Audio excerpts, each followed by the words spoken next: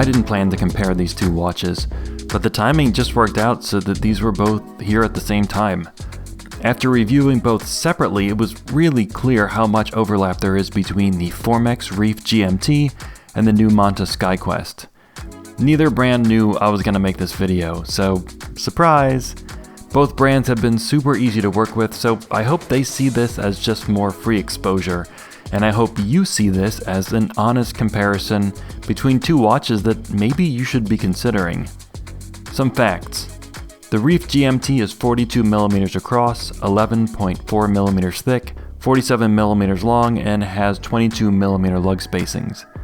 The Skyquest is 40.7mm across, 11.8mm thick, 47.4mm long, and has 20mm lug spacings.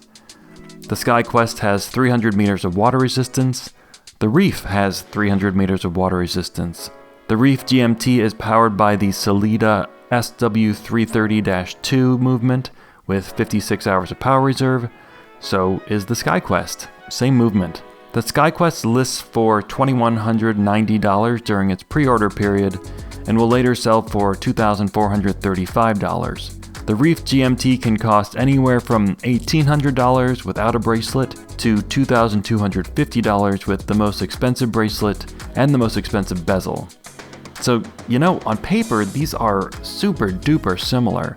They're like twins that were separated at birth but raised by different families, and when they finally meet, they have different hairstyles and different clothes, but they clearly share the same DNA. Okay, my metaphor it's not great, but you get what I'm saying. And I kind of wish I could tell you that they wore differently, but they really don't.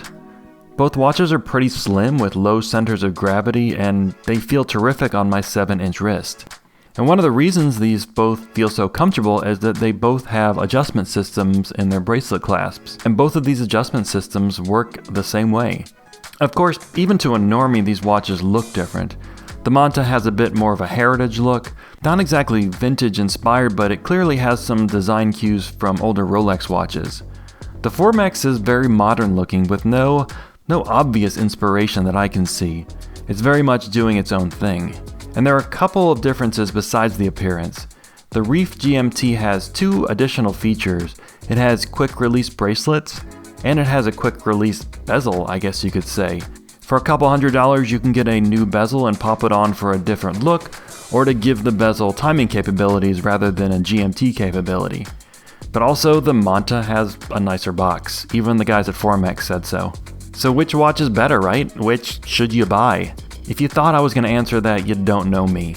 Between these two watches, there is no better. Stop saying things like that. There is only better for you.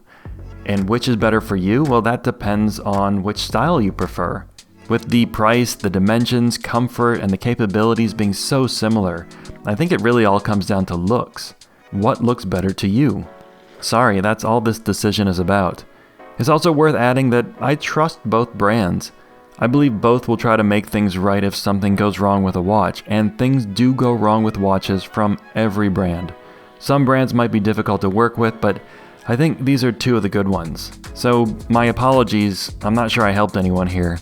You're mad at me because I didn't tell you which watch to buy. Maybe the brands are mad at me for comparing their watch to a very tough competitor. My wife is mad at me for talking to the internet again. But if there's just one person out there who I've helped or entertained with this video, it's all worth it.